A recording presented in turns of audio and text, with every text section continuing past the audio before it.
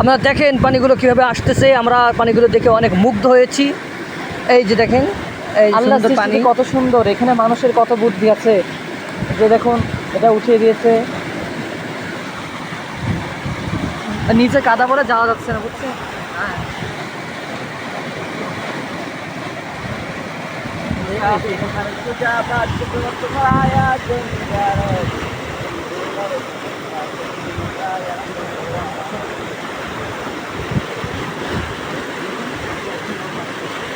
দেখেন মাছ ধরতেছে মহিলারা, তাদের এখান থেকে জীবিকা কিন্তু এখান থেকেই হয়।